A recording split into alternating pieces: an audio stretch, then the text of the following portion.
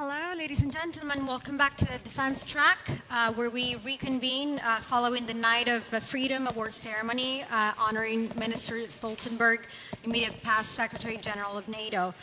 And now we will transition into the next segment of our Defense Track program, inviting Warsaw Security Forum's General Partner remarks. It is my pleasure to welcome to the stage Stephen O'Brien, President, Northrop Grumman International. Stephen, please join me on stage.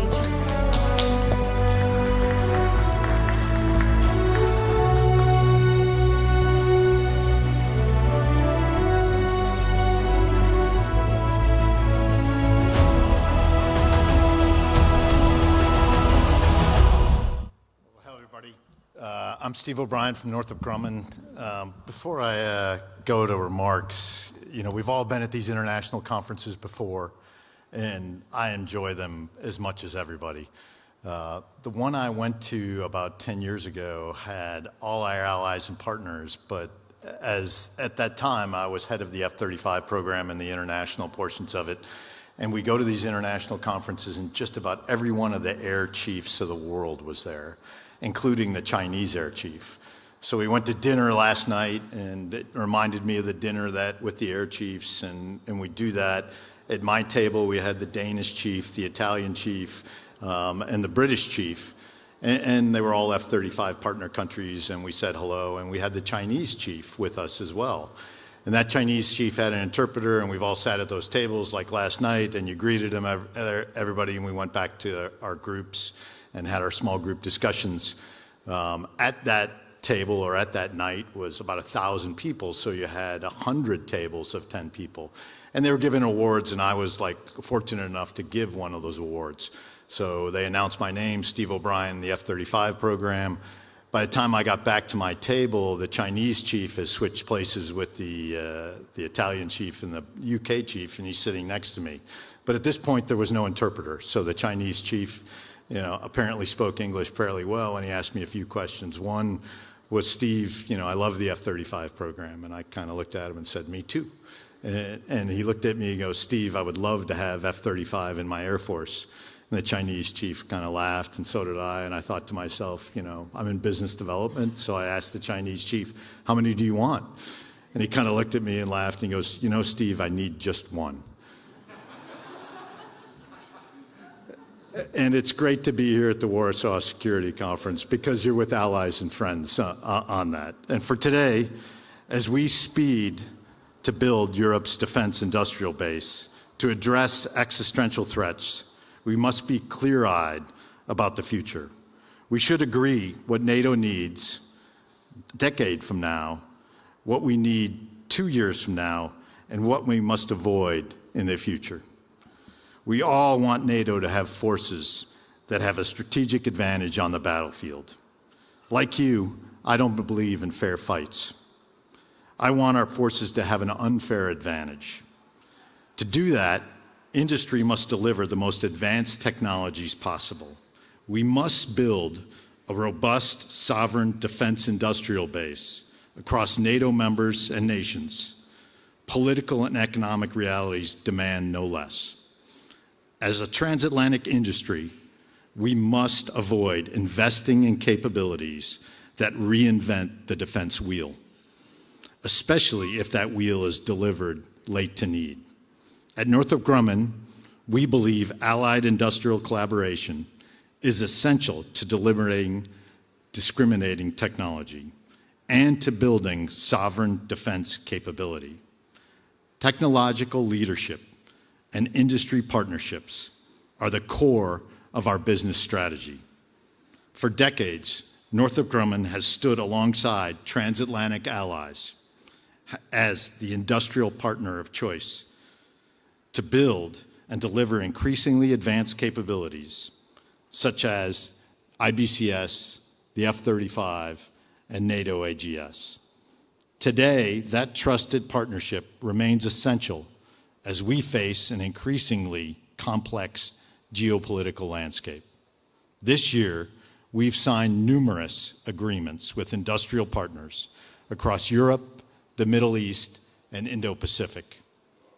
Industry partnerships secure jobs across allied defense industries and are key to equipping defense forces at speed and scale. At Northrop Grumman, our 100,000-person global workforce specializes in high-demand security areas for the national will of our partners.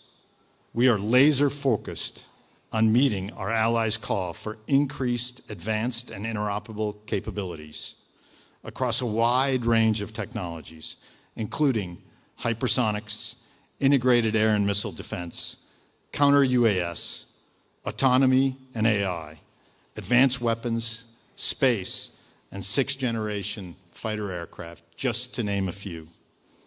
Our NATO partners look to build their sovereign industrial capability. We are committed to helping where we can. We challenge the suggestion that building a stronger European defense industrial base means disconnecting from the United States. Trusted U.S. capabilities are ready now. They benefit from billions of dollars of investment in their development. Collaborating on the delivery and sustainment of these capabilities is a natural step to building sovereign defense industrial capacity in the medium term. There are considerable financial, time, and interoperability benefits that come from continued transatlantic partnership. As we face complex threats together, these relationships and trusts we've built will be essential to our shared future. Now is the time for increased technological and industrial cooperation. As a trusted partner, Northrop Grumman is committed to shaping the future of defense with you and together global security. We are truly grateful to be part of the Warsaw Security Conference and appreciate your partnership. Thank you for your time.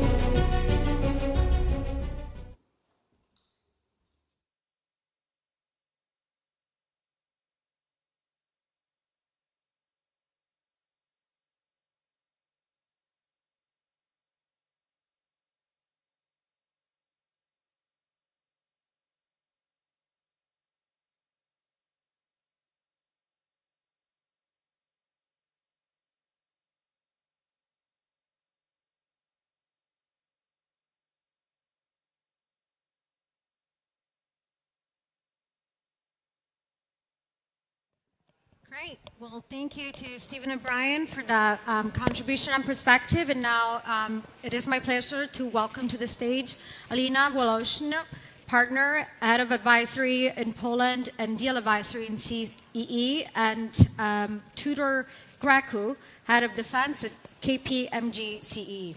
Alina, Tudor, please join me on stage.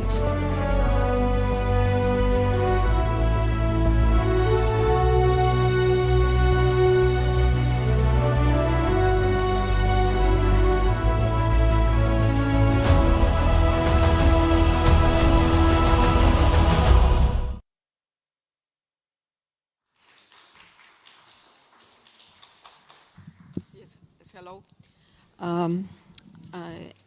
There was a very nice conference on each of the day. This is the second day. And the sentence which we hear here is resilience, agile, speed of the investments or the needs to be stronger and response to the situation which is changing over the night, over the day actually. So what we'd like to discuss today is also in our opinion, the critical for this agility, for the resilience, is the involvement of the private sector. So, dual use we see as mobilizing the private sector is a critical for achieving this roadmap which we are hearing on this conference call, and we're hearing everywhere actually where we are meeting and talking about defense sector. So dual use, I mean, we see a lot of investors talking, speaking, thinking about being part of these changes. looking for the structure which makes for them sense to be the part of this spending and the supply which is needed for the building the strong defense sector in Poland, also in sea. What critical is for dual use. I mean, despite the fact of the willingness, despite the fact of the strong interest, the critical is the defense sector definition of roadmap, because no one would invest or spend the money if there is no assurance that the whatever would be produced, whatever would be delivered by private sector, it will be needed. It will be there would be long-term good purchase contracts from the Minister of Defense, which will assure or give the confidence to the even financial institutions which would like to support this investment, that there is no open market risk. Over the last couple of months, this is my last maybe sentence before my colleague jump in, is that the financial sector absolutely changed their mind in many fields. They start opening the decision process to invest in the actual dual use, in the supporting the private sector and also public sector in many fields of the building the not only infrastructure but also the equipment, the weapons, which was not the presence or a situation even a year ago. So this is the quick adoptions of everybody in private sector, public sector and financial sector to the changing situation around of us. And my colleague will focus on the infrastructure of Maritime, which is also connected with the panel which will follow us. Thank you, Alina. Ladies and gentlemen, a distinct privilege to address you today. Exploring further on the dual-use investment opportunities, I'll focus your attention today to the Black Sea region. And in doing that, I will start with a statement. The Black Sea nations, this area, is a region that you will remember, recall, and witness as the region for investment at this intersection between defense, infrastructure, and resilience. The Black Sea region is today at a pivotal moment in its evolution, and this pivotal moment is generated by the interconnection between geopolitical tensions, the strategic alignment between EU and NATO, and not the least because of transformative developments in energy, like, for example, the Neptune Deep, a cornerstone in Europe's energy independence. That being said, the reality is stark. The Black Sea region is unstable and contested, and it will remain so until Russia is defeated and returns to the status quo before 2014, or a peace, a sustainable one, will be reached between Moscow and Kyiv.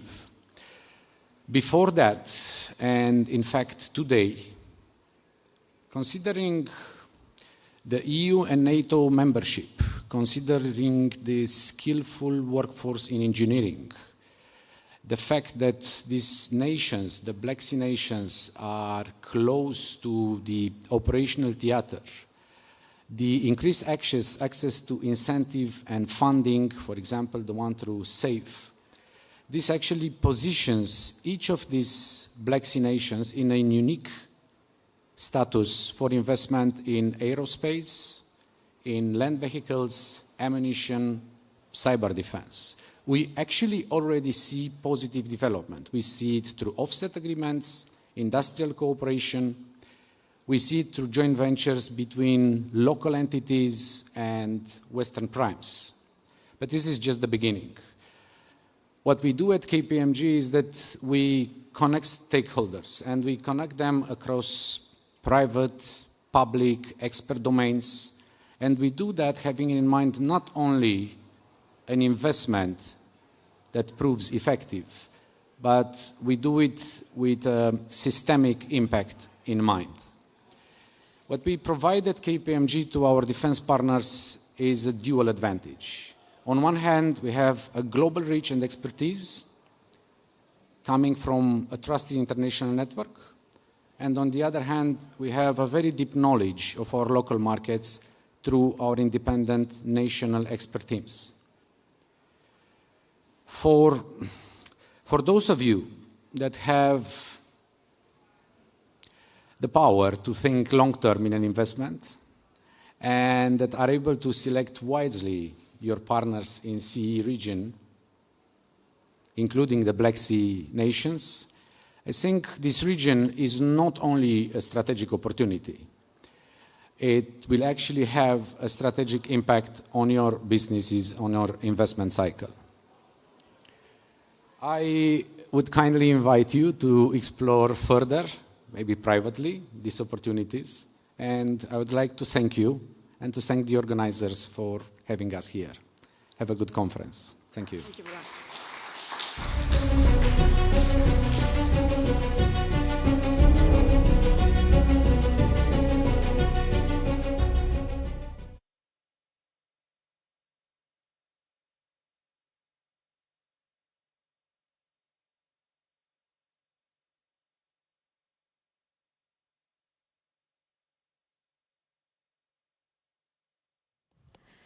Thank you, Alina Woloshna, and to the great crew for your intervention. And now it is my pleasure to introduce Benjamin Tallis, Head of Thought Leadership at Helsing.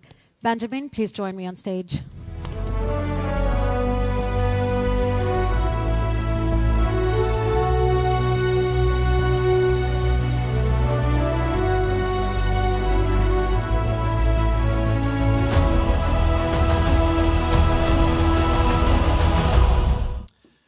Good morning, everyone. It's a pleasure to be back on stage at the Warsaw Security Forum. Last year, I was here as a think tanker. This year, I'm here as head of thought leadership at Helsing, Europe's largest defense AI company. We were founded in 2021 to use AI to protect democracies and to secure technological leadership in a hostile and geocompetitive world. And that world has only become more hostile and more competitive since 2021. People in this audience need no further telling of that. It's been the theme of this conference. But thankfully, Helsing has also grown to rise to that challenge. Not even 4 years after founding, we now are 900 people working around Europe, in Germany, in the UK, in France, in Spain, in Poland, in Estonia, in Sweden, and of course, in Ukraine, where we've been proud to be able to learn on the front line and contribute to helping to win the struggle, the war that will define our continent's security future.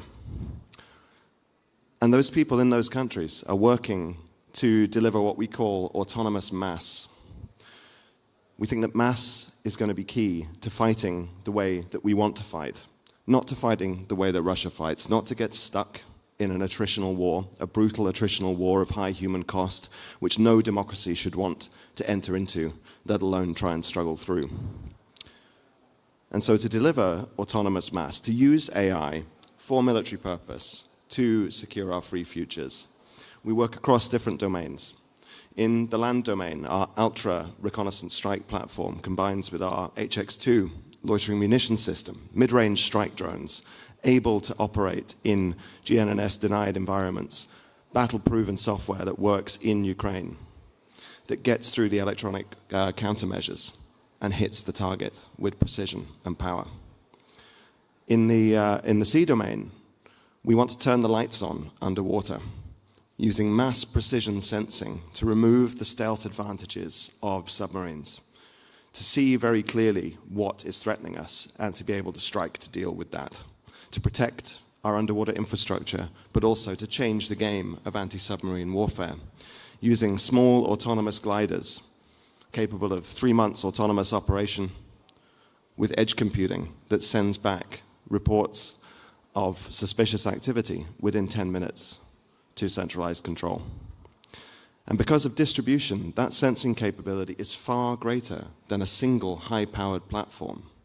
This is the future: affordable, attritable, agile mass, using the benefits of edge computing to realize all of the quest for sensor and data fusion that we've had since the 1990s, but were never able to achieve because of technological limitations. Well, we've now broken through those technological barriers. We can use AI processing on these platforms to deliver the kind of sensing that we need in order to make better decisions faster, and we can deliver the firepower to act on those decisions. In the air domain, I'm sure many of you know that our AI fighter pilot, Centaur, flew a real Saab Gripen over the Baltic Sea in a beyond visual range combat simulation earlier this year. That's a moonshot moment for European defense. Our cooperation with Saab is a real testament to what cutting-edge technology and established companies can do when we work together with clear purpose and common vision for securing Europe's future. And that project was only possible because of the investment we've made into artificial intelligence. We've managed to create one of Europe's most strong concentrations of AI talent. We've brought back talent to Europe for Europe. The head of our AI program used to be the head of Meta's AI program. He's now turning his talents to the task of our times. And it's that mission commitment that runs through our company. It's the reason I joined Helsing, why I stopped my work as a think tanker to move over to actually be closer to where the rubber meets the road.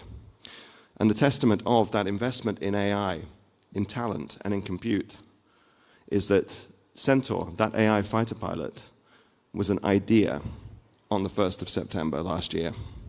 By May the 28th this year, it was flying a real Saab Gripen. We've now expanded that, going into 2 versus 2 beyond visual range combat.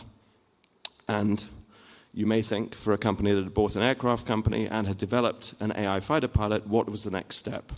Well, that next step was revealed in Bavaria last week.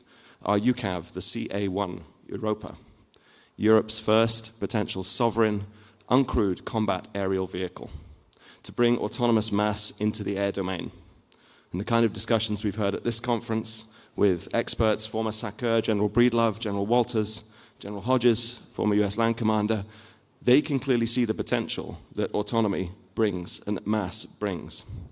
But we're acutely aware at Helsing that it's not technology itself that brings military change. It brings the possibility of change if we get our doctrine, our operational concepts, and our force structures right in order to be able to properly adopt, integrate, and effectively employ new technology. And the only way that happens is if our militaries get this technology in their hands at scale, to play with it, to experiment, to exercise, to test, and to train in ways that allow them to fully understand the capabilities that the new technologies offer. That's the history of military innovation. If we think about it, we only realized that the aircraft carrier was an offensive weapon in 1929. We'd had aircraft carriers since 1918, but it required Captain Joseph Reeves on Fleet Problem 9 to be able to say, hang on a minute, I can use this air wing on my plane to attack the Panama Canal in this exercise.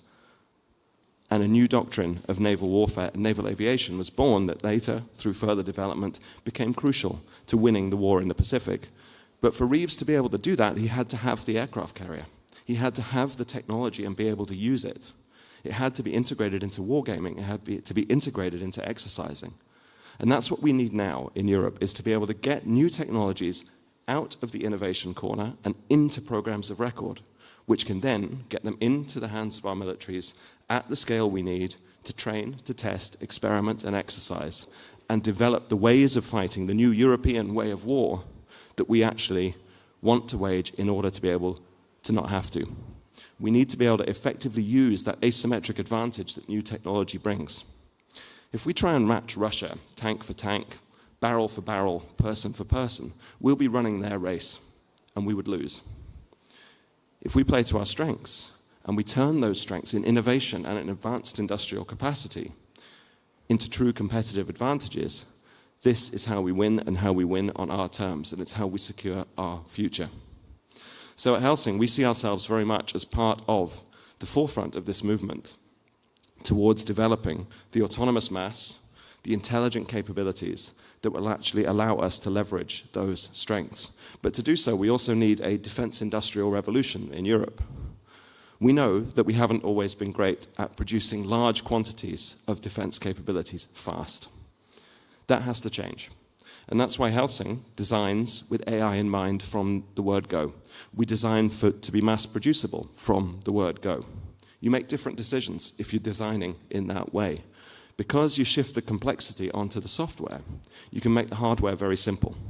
The hardware becomes, in effect, a carrier for the software plus the effector, the warhead, or the sensing payload.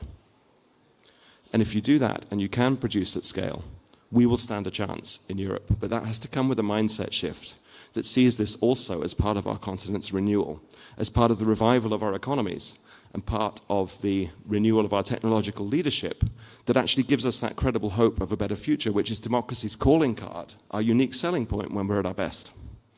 And it's recovering that spirit that we actually can master the challenges of our time that Helsing sets its talent to. And as part of that endeavor, we are extremely keen to engage with industrial partners, with governments, with militaries, and with intellectual partners of the kind that we find at this conference and others. And that's my role as head of thought leadership at Helsing, to really make sure we are part of those conversations, be it in partnering to develop the military doctrine that we need to deliver advantage, or making sure that we're aware of the kind of conversations that you're having, to understand what the challenges are that we have to overcome in general and very specifically to our industry. So, together, we look forward to working with all of you to help ensure that we do use AI to protect our democracies. Thank you.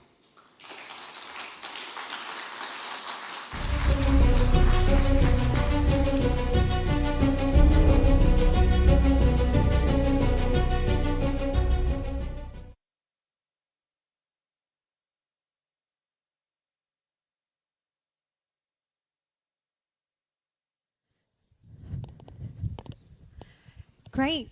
Thank you again to Benjamin Tallis and to the other representatives of the Warsaw Security Forum general partners for their opening contributions. And now we continue our program with our next panel discussion focusing on how to secure Europe's seas while reviving its maritime industrial capacity. On this next panel, which is brought to you in partnership with the New Strategy Center, we will discuss how to match and contain Russian assets in key water regions around Europe, how the Russian threat presents itself differently in different maritime theaters, and what leadership and capabilities can the navies and shipbuilding industries of various European allies, particularly Poland and the United Kingdom, might contribute to securing European waters and transforming Europe's shipbuilding and maritime industry in a way that aligns with and directly supports these newfound security imperatives. To moderate this fascinating next panel discussion, it is my pleasure to invite to the stage Antonia Colibasanu, senior expert with the New Strategy Center in Romania. Antonia, please join me on stage.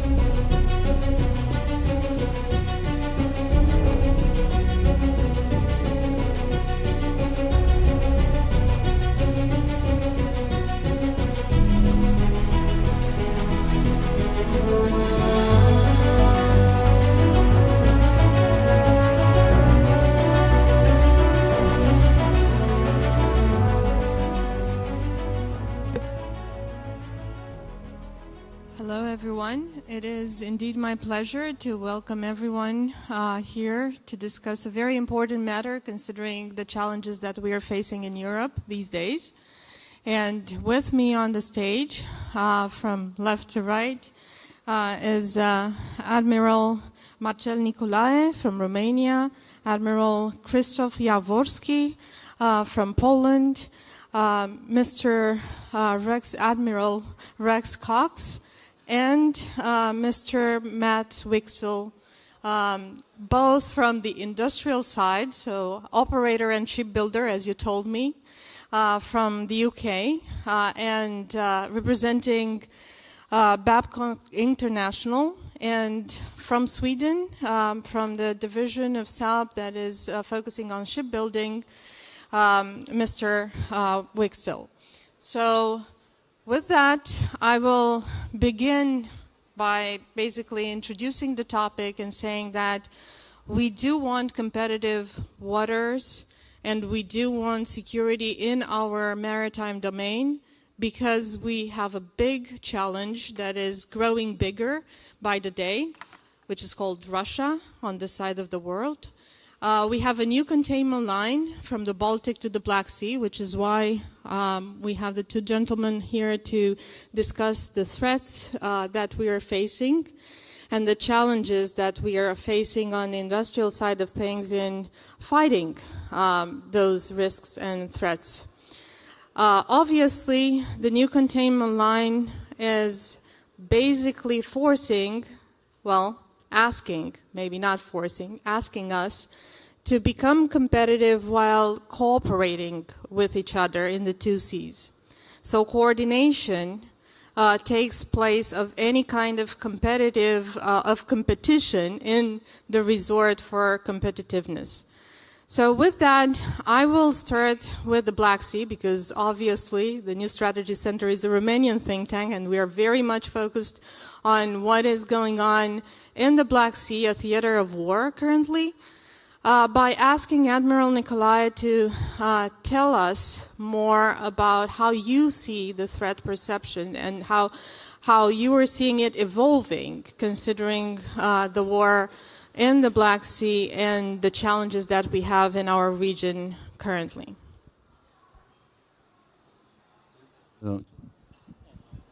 It works. Thank you very much. Starting with the illegal annexation of Crimea in 2014 and after that full-scale invasion in Ukraine.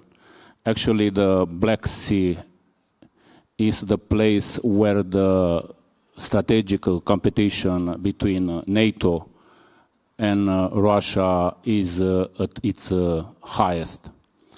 Russia has extended its exclusive economic zone in the Black Sea, taking more than 100,000 square kilometers from Ukraine. And it uses this expanding the surface of maritime area to deny access to NATO in EU in the region, to prevent developing the strategic cooperation between NATO riparian states and Ukraine and Georgia, and more than that, to project naval power towards Balkans, Caucasus, and Mediterranean.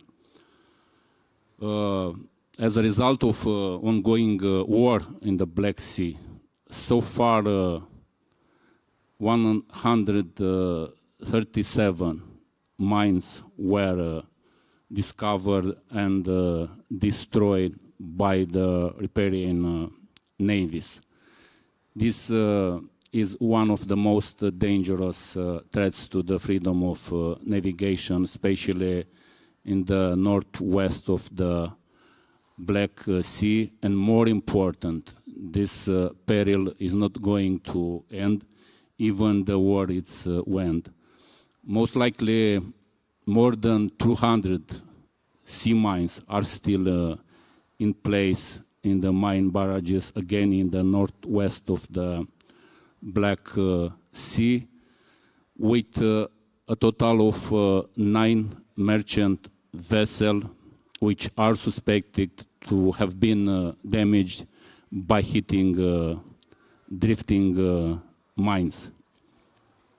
In order to take appropriate measure to provide the freedom of navigation, the Turkey initiative, we set up the security construct, MCM Black Sea, with Turkey, Romania, and Bulgaria, and every day with ships, drones, we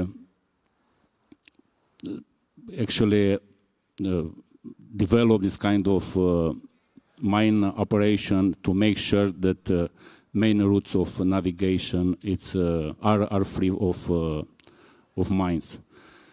Speaking about the threats, again, in the Black Sea, it's a very intense electronic warfare activity with impact on PNT, interference with the huge impact of the naval traffic within the Black Sea and in the naval infrastructure activities. The increased number of military action in using USV, UAV, and USV, with the couple of them transit the Romanian territory. Again, Romanian Navy develop riverine capability along with the Ukrainian border in order to provide security for the population which live across the Danube River and for the protection of the naval infrastructure. Thank you very much. And since you have mentioned the Danube, which is basically connecting the Black Sea to the central, to the center of Europe, I will go straight now to the Baltic Sea, to the north of Europe, but to the other focal point that Russia is very much active in. So, for you, sir, what are the major challenges that you are seeing, and how are you preparing the Navy to fight them? What are you seeing as the next steps, considering the Russian aggression in the Baltic Sea? Yes, actually, I don't want to compare with Black Sea, but because the situation is a little bit different. Of course, there are some similarities with the Black Sea, but I would like to say that Baltic is now, situation Baltic is really unstable. And you have to know, you have to remember that Baltic Sea for our countries around Baltic is a strategic hotspot for trade and energy. And I'm saying that it's a really hybrid war at Baltic Sea now, with all elements belong to that kind of war. We have, let me name some of this. We have GPS jamming and spoofing. We have some act of sabotage. I counted so far, we had something like 11 sabotage attack on our critical infrastructure, Baltic infrastructure. And also we have the shadow fleet, which also can cause some troubles. And cyber warfare and information warfare. All these elements are really, really composed for this hybrid warfare. And it's really, really, really unstable, and it's a main threat from Russia. But on the other hand, from my maritime point of view, I'm operating ships at Baltic Sea. I would say that the behavior of Russia, it's not aggressive so far. I mean, as a navy, they shadow us, they monitor what we are doing, and also we do the same. We protect our sea lines of communication, they protect their lines of communication, and behavior is almost professional. And what is important, because someone is saying that Baltic is NATO Sea. It's true and not true. Baltic Sea, because all around countries belong to the NATO, and of course, except with one exception, but we have to know that for Russia, it's very important to keep lines of communication from Kaliningrad Oblast to St. Petersburg. So that's the main focus. So they have to protect, and we have to protect our slots, like we're saying, sea lines of communication. Well, you pointed out the differences, but also the similarities in your short. Yeah. I would also like to ask about the Polish programs that are specifically dedicated to the maritime domain, which is ORCA, for instance, and what exactly are you looking to address? Of course, the main mission for the Navy is to protect our mainland and to attend this operation if something happened against our country. But nowadays, when I mentioned about the infrastructure, that's our main threat at now. So I think that the program which are now going so Miecznik and Orca, they will help us a lot. We need some, looking for instance for Miecznik, it will be frigate equipped with a really sophisticated weapon. I mean, against air, against surface target, and what we now need against subsurface. All in infrastructure, almost all, is on the surface. So we have to have this possibility, this capability to be able to deal with that. And Orca, as a submarine, also, Baltic is very, very well suited for submarines. So also will help us a lot to keep our infrastructure, our mainland safe. Thank you very much. Well, we've been going from a closed sea under threat of direct war and the war risk associated to everything business related in the Black Sea to a more open sea, which explains your approach. Therefore, I'm going towards an even more open sea, and I will ask our British colleague here to give us more insight into how the British strategy has shaped lately the domain, and how do you see it also from the other perspective? What do you see the challenges to be in securing the maritime domain? And what would be the lessons that we in our region, in the new containment line, the Baltic and the Black Sea, could take away from your example, sir? Thanks, Antonia. Well, I think I'll answer that from a couple of perspectives. The first one is my former career of 36 years in the Royal Navy until recently, but also the transition into the commercial world and into the shipbuilding environment, which is why you've invited me on the panel today. In order to defend one's borders, and the first duty of government is the security of its citizens, you have to have a credible armed forces and you have to have a credible fleet.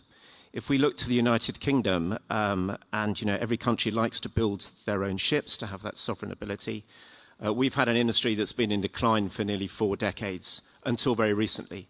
And the 2019 and subsequent refresh in 21 of the National Shipbuilding Strategy put us on a footing to regenerate our fleet. And currently in the United Kingdom, we have over 19 surface combatants and submarines under construction or signed on the order book. And that's taken a real shift of approach. We had a system whereby we had a monopoly by one shipbuilder, no one was investing, and nobody saw the advantages in shipbuilding. And previous government changed that, turned it on its head, and from the Prime Minister down, decided to reinvigorate shipbuilding as a national endeavour. And if you look today, we have 4 major shipyard groups doing everything from complex to semi-complex to support and everything in between.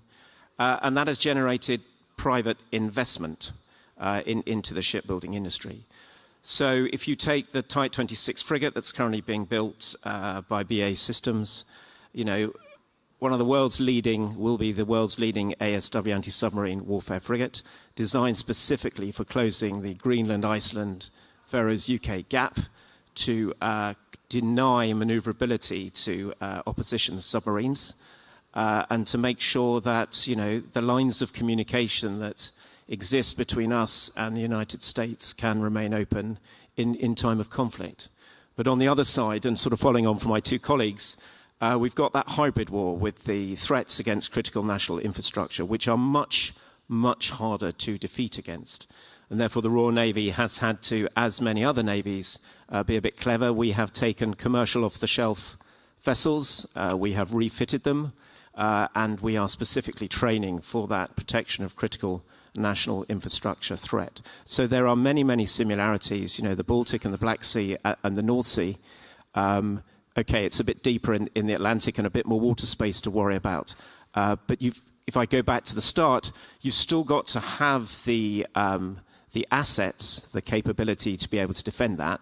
And looking in the context of this forum, no one country can do that alone, and we have to do that in partnership. That's a very good line for describing where we are today. We cannot do it alone, for sure.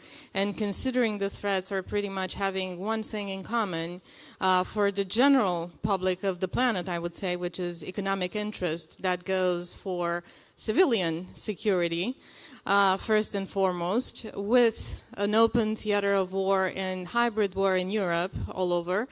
I will ask Mr. Wickens, Did I say it wrong? Yes, I did. Wicksell. Sorry about that. You are coming from the more commercial, the more civilian part of the industry. And to see the truth, we have had a shipyard industry, a shipbuilding industry that has been focused on the commercial side of things and less on the war side of things, on the military side of things so far, because we didn't think we would need to fight a war. Therefore, how are you seeing the challenges? Because obviously we are seeing Russia, who has a war economy right now, and we are seeing ourselves in the need of adaptation to fighting the threats that are coming from Russia and fighting those connections that we were talking about that have to do with more geoeconomic side of things, if nothing else. So how do you see the challenges in European shipbuilding industries? Well, thank you. I would probably start, I represent Saab, which is definitely sort of a company in the military industry. But we have seen over the last decade maybe, or at least 5 years, the start of many new shipbuilding programs in Europe. And a lot has to do with the new threat, but also a lot has to do with the aging fleets of the countries that we support. And shipbuilding, of course, in the 50s, Kockums, which is the part of Saab I represent, was one of the, probably for a few years, the largest shipbuilder in the world, operating from the south of Sweden. And that totally shifted. I mean, we had a crisis in the 70s and 80s, and everything moved eventually to Korea and China. So the capacity, but I would say that still there is enough capacity. If you were to add all the capacity available in Europe, there is a need for investments. But the most important thing is to be able to utilize the capacity in an efficient way. And a national shipbuilding strategy is a good thing for some countries, but I think most of the countries in Europe need to have a collaborative approach to this.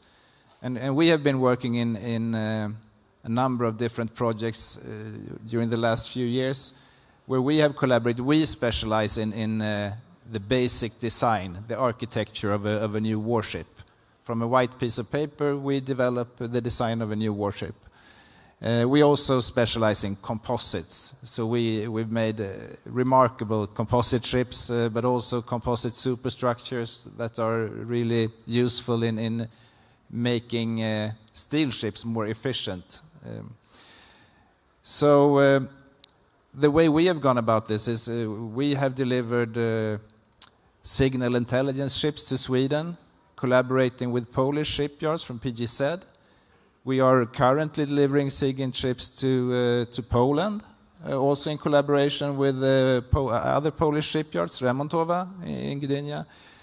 And we have a strong strategic partnership, me and Rex here, between us and Babcock to do large-scale production of surface ships.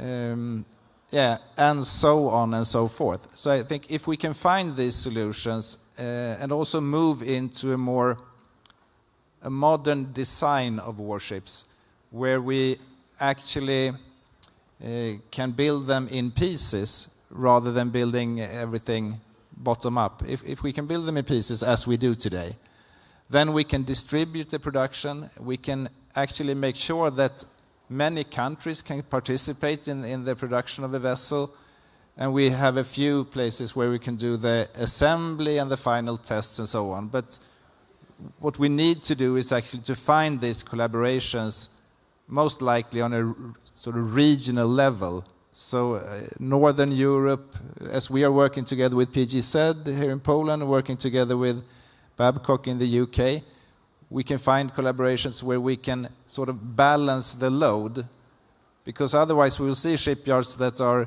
really active, they have lots of new construction programs, and then it slows down and they don't have the work they need. So we need to find those types of collaborative solutions between countries on a regional level in order to utilize the capacity in the best way. And then I do think that we can also bring in more civilian shipyards who can do parts of the production in their shipyards and don't necessarily need to know all about all the specific military requirements and have the same level of security clearances and so on. So I think that is probably the way forward. But I would also like to add, looking at the hybrid threat, and that there are, of course, in the underwater space and on the surface, many other capabilities that we can see clearly in Ukraine have come into play with a lot more autonomous vessels, remotely piloted vessels, where we, in order to design, develop, and produce this, there are other capabilities needed than for the large warships. And of course, we see a shift in volume from the large warships that may be vulnerable to the hybrid threat and to the threat of these autonomous vessels. So we see a shift also in volume, I would say, going forward. And we worked for a long time in all sorts of different underwater vessels, including submarines, of course, in Saab, where we have a lot of experience in how to operate, how to design and operate these for the narrow and shallow waters of the Baltic, and I would say also for the Black Sea. So the uncrewed component is really important going forward, and I think also there we will have the capacity to design, develop, and produce these in mass. But I think the key question there is to actually find the concepts of operations and also to sort out, because with all we will have an increase in sensors and systems providing information on what's going on under the surface. But we also need, and there are NATO initiatives started on this topic, but we need to have. Now we started to develop a reference architecture, but what we really need is to be able to share the information between all these different systems and to bring them together to have an interoperable and joint operational picture of what's going on under the surface. Yes. Thank you. Before I give the floor to the audience, I know you want to comment on the same question, Rex, so please. Yeah, just to pick up on what Matt said, there was a slight challenge there about it's all very well having a national shipbuilding strategy, which I rise to. A key tenet of the UK's national shipbuilding strategy is the requirement to partner.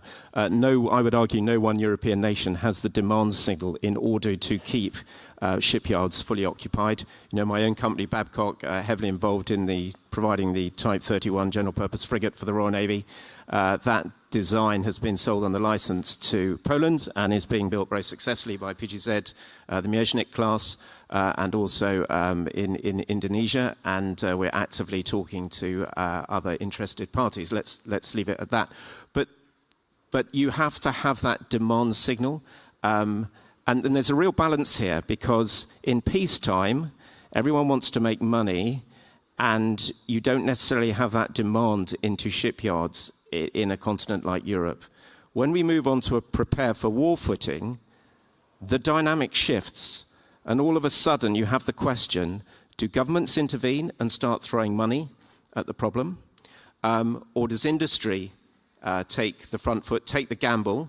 My own company invested over £100 million without an order to turn a moribund naval base into a first-rate European shipyard, British shipyard. And then the final bit, which I want to bring out in case no one else does, if we're preparing for war, and the theme of this forum has been to be prepared to combat threat, you can't at the last minute, you can throw money at infrastructure, you can build a panel line, you can build a ship hall. What you can't do is generate those skills, because that takes years. And my biggest worry, and particularly in the United Kingdom, is an awful lot of our skilled shipbuilding workforce comes from Poland and Romania and other countries because that's where those skilled workers are. And in time of conflict, when a government's first duty is the protection of its own citizens, regardless of what alliances you're a member of, as a nation, you will look to your own. And those countries will want their skilled ship workers back to build ships for themselves. And they're also men of fighting age and women of fighting age. So they will want them potentially to fight. And I don't think we've thought that through as we sit here and look how we deal with the next 5 years or so. And that's probably the biggest, or of the biggest challenges that we have to think of. But with that, I want to open the floor for questions. We have 3. I think we have the microphone. Please, first question. Yes, and then we have 2 questions here. Thank you. I'm Ian Brzezinski from the Atlantic Council in Washington, D.C. I wanted to turn to my Polish and Swedish colleagues. Poland and Sweden are 2 robust democracies. They share similar interests and values. They have robust military capabilities. They have dynamic defense industries. They share the Black Sea together. Could you imagine these 2 countries emerging as a sort of a new cross-Baltic security pillar in the Baltic? A Baltic security pillar? And if so, what would that defense relationship look like? What would that security pillar look like operationally and industrially? May I start from operational side? Yes, you're right. I would say that Poland and Sweden, we are both countries on the Baltic Sea. We are neighbors. Always I'm saying that we are neighbors. We share the same value. We share the same area of our responsibility, I would say. And you hit the point, because a few weeks ago, we signed agreement. Actually, it was in the 2nd of September this year. We signed agreement between Poland and Sweden about mutual defense cooperation. And this year, a couple of days ago, we introduced an operation called Gotland Sentry. And for this operation, we deployed our Polish forces. Actually, it was Naval Missile Unit and some elements of 6th Airborne Brigade on Gotland Island. And together with our Swedish friends, we exercised our response to possible threat, which are now on the Baltic Sea. And when you see on the Baltic Sea and you see Gotland Island, it's like we're just saying that it's like a concrete aircraft carrier on the Baltic Sea, because it's really a strategic location. When you put missile unit on the island, you can control the whole Baltic Sea, and you can prevent movement from south to north and from north to south. So that's from our operational point of view. Yes. So thanks for the question, Mr. Brzezinski. Of course, in our minds, we've been working a lot on this topic.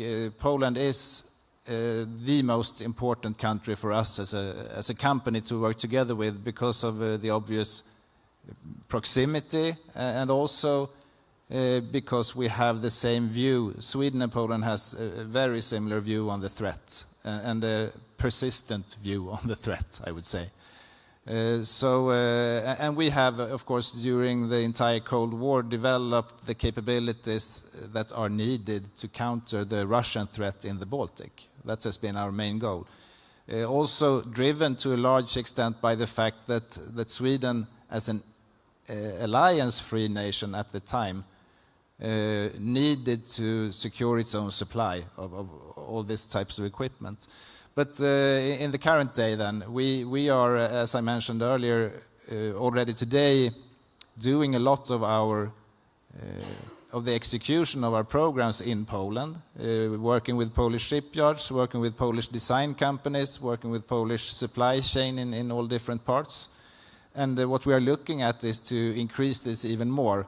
And I would say, of course, as a part of our bid for the ORCA program, which is, but it's not really only driven by that. It's driven by our need to grow, to meet the growing demands on the European market as a whole, and the fact that there is a lot of competence and capacity in Poland that is really useful for us, not only to access the Polish market, but actually it makes a lot of industrial sense.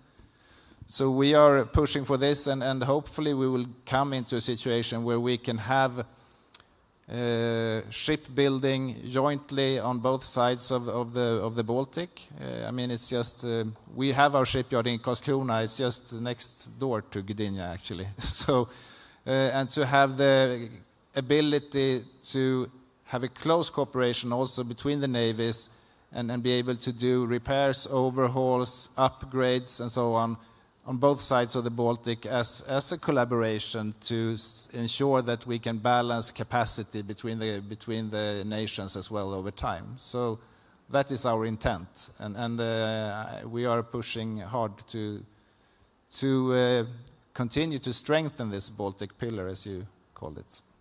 Let me add, if I may, you didn't mention about our AGI ships, because we share the same AGI ships. There's a program called Delfin, and now we are building 2 ships in Polish shipyard, and they will be equipped with Swedish equip from Saab company. And last or 2 years ago, we built a ship for Sweden in our Polish shipyard, Artemis. And now she is operational and the same type of ship. So that's our common approach to this project. Thank you. We have one question here. The next one will be the gentleman in the back and then the lady here. Thank you. Dr. Krzysztof from Babcock. If I may expand on the previous question. If NATO was forced to transition to war, how would the panel see the relationship between the navies and industry evolving and changing?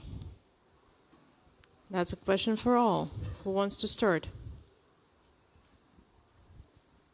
Go on. I'll take one for the team. That's interesting because it goes back to the point I made earlier about the change in relationship between peacetime and preparing for war. And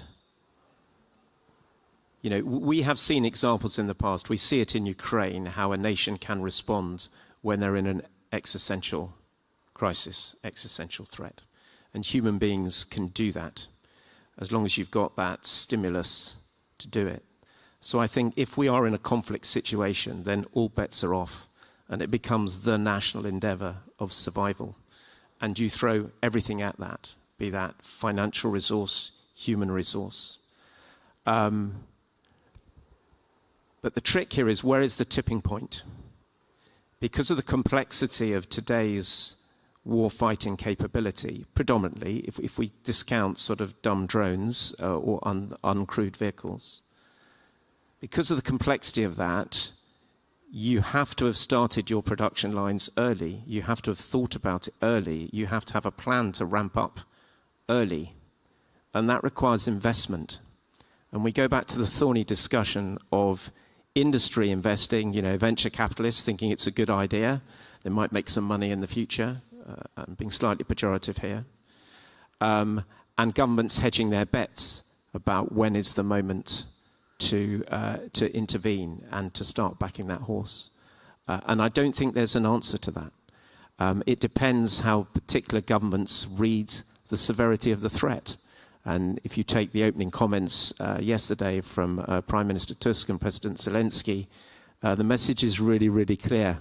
And I was commenting with a colleague from a dinner where the threat is very real in this country and in its immediate neighbours, and it might not feel that way across the rest of Europe. So understanding when is the moment to throw everything at it will be the key. Yeah, I could fill in. It's, as I mentioned before, we have lived for a long time as a neutral nation, and the risk of war with Russia has been quite clear in Sweden. Although, since, I mean, in the early 2000s, we have seen that there has been a generation that has not been as aware. And I would still say that our workforce is closely tied to the Navy as it is today, both with people who have been working for the Navy and also the fact that the shipyard, I mean, we have our business being conducted in close proximity to naval bases or in naval bases. So we have this, I think everyone, and obviously we have recruited lots and lots of people since in the last 2-3 years. But the people, we have no problem recruiting people, and everyone says that the reason why they want to work for a company like us, even though it's a private company, is because they contribute to society, they feel that they can be a part of something greater than just producing cell phones, if I put it like that. So, I think from that human perspective, I don't see big hurdles, and I'm sure that the threshold or is very low actually for us to become even more integrated and work even more closely with the Navy in times of conflict.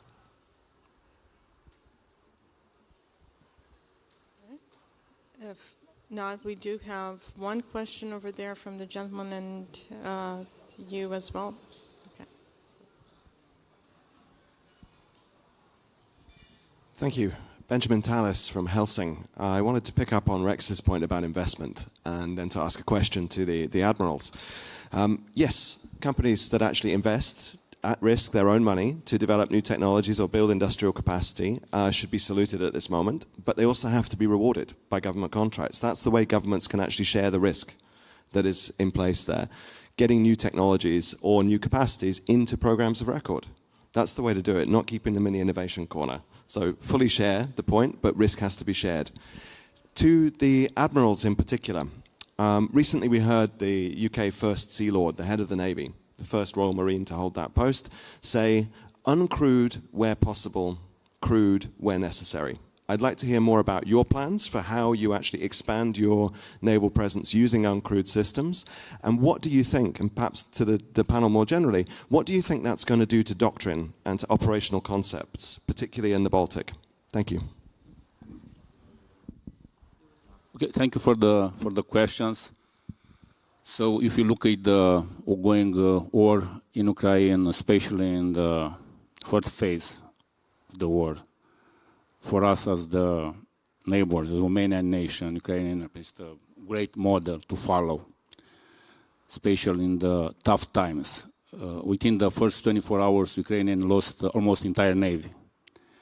And after only 2 months, already involved unmanned system, and actually they succeeded and bring Russia Black Sea fleet out of the Sevastopol base.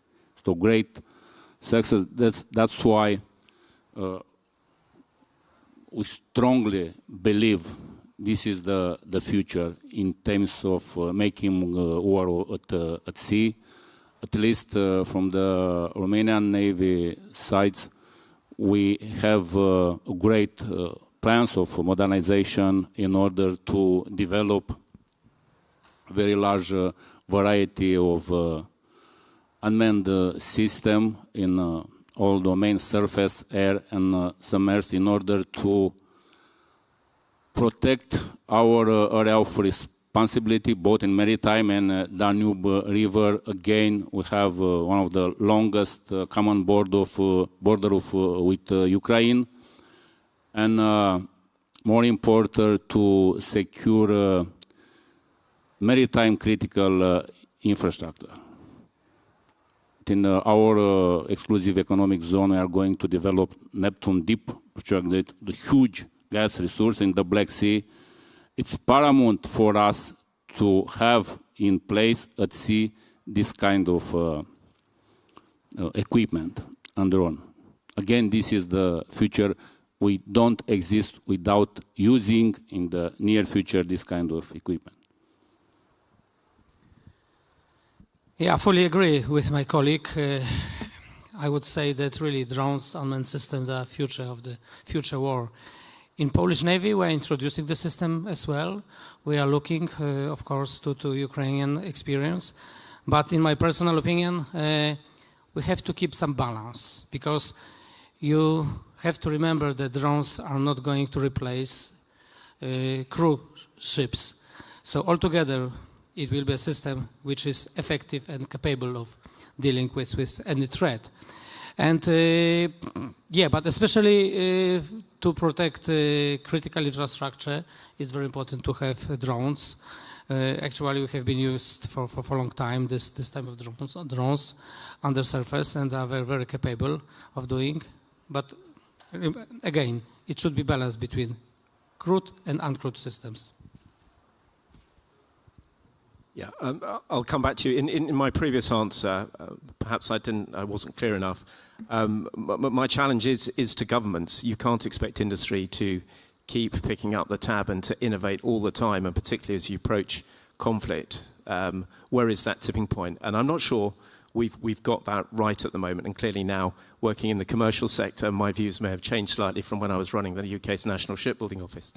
As a company, Babcock and other UK commercial contractors have heard the First Sea Lord's message very loud and very clear. And I know my colleagues and my own company are beavering away in the background to rise to that challenge. And I think when you look at the pace of response in Ukraine, for example, with uncrewed aerial systems, you're going to see a very similar thing in the maritime domain.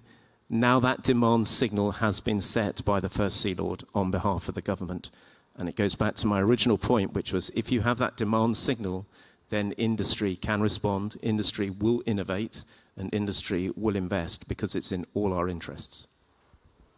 Thank you. I know we have another question there, and if there is another question besides that, I'd like to have it now, considering that we have 10 minutes left. Okay, perfect. So let's hear the two questions. Over here in the third row on the right. On my right. Thank you. I'm Dorothy Shipyards. I work for Carvey International in the UK. Actually, I work with startups who develop systems for unmanned surface vehicles, complementary systems. And one of the challenges that they're facing is that one thing you mentioned about the government and end user demand in terms of what exactly they should be investing in terms of like product development, because there is Task Force X and there are trials and demos coming from NATO or national level, but it's not all the startups that can get into those programs. And then the other difficulty that they are facing is to how to work with big primes who are very much established in the maritime sector. So I guess that's a question to the primes sitting in the panel. How do you see collaboration between SMEs and primes, especially in the unmanned maritime systems development? And then maybe from an end user side, what is the demand signal that the Navy and especially in the innovation side and the future forces development can send towards the demand signal towards startups and innovative startups who want to work for the Navy rather than just develop products for the commercial sector? Thank you. And the second question, just to hear the two questions and then to... Okay, that's very good. Thank you. Hello, my name is Mike Coulter. I'm the CEO of Hanwha, but also a U.S. Naval War College graduate, and I noticed both of your pins, so good to see fellow War College graduates. Along the same lines, from Hanwha, we're building ships in Korea right now. Within the next year, we'll be building U.S. ships. We have partnerships in Australia with other companies to deal there. And as we talk about unmanned, I'm curious both from a user side, but also from a other shipyard side. The autonomy piece gets very complicated. I mean, I think back to my days in Afghanistan, it was really hard for coalition partners to talk to each other or to share encrypted messages. You translate that to the naval fight of the future when you have autonomous vessels. How do you think about autonomy from a coalition perspective? I mean, as we're working with small startups on autonomy and AI, overlay that to the future combat fight with navies. It's a very complex problem that I think we're just starting to scratch the surface of. So, thank you. Thank you. Who wants to start? Well, I can start on the first question. I think us as being these large primes, even though Saab is not the largest company on the planet, but still, of course, we have a responsibility also because of the fact that there is so many SMEs, and I think the government agencies, they don't really have the capacity to monitor all of this, and also they don't actually have the know-how of how to translate this into actual operational capability all the time. But us, as being used to managing the customer, have more knowledge in that. So I do think we have a large responsibility in supporting and finding ways for you to reach the market as well. I wouldn't say that we're the best at doing that right now, because some of the time there is this protective behavior, sort of. Here comes a SME and they have an idea, but didn't we also have an idea that was pretty good? And then sort of we don't behave all the time the way we should in order to benefit both us and the SMEs. So I think that's a lesson that we should keep learning, how to do that in a better way. Yeah, I couldn't agree more. Taking the two questions, so there are advantages, the SMEs working with the primes. The primes give you an economy of scale, that understanding of the market, how to navigate the incredible, I speak for the United Kingdom only, the incredible bureaucracy engaged in shipbuilding or in the military capability sector. But speaking for the United Kingdom, the current government is absolutely behind SMEs and sees it the future, and that's manifesting in everything from tax advantages to other government policy. So I think that's a really positive thing, and I share Mats's comment about stealing other people's ideas. We have to get over that. That the C21 is really, really interesting as a former warfare officer, and I don't think the Nirvana solution that we're perhaps striving to will come for a while, that shared command and control for uncrewed systems across the alliance, let's say, because we know how difficult it is to agree which communications procedures we're going to use across the alliance, let alone something like a shared architecture for uncrewed systems. But I would argue that uncrewed systems now, and perhaps for the first iteration over the next 2 to 3 years, are complementary to crewed systems. They're a force multiplier. So you would have a crewed system as the central node, and then uncrewed systems slaving to that or operating from it.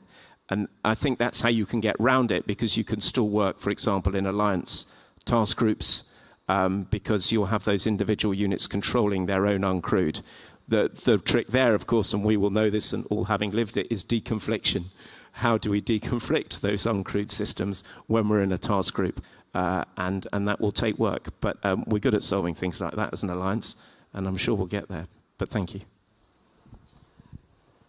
Yes, I would say very briefly, because of course innovation should be some driving factor for modernization and for development of our forces.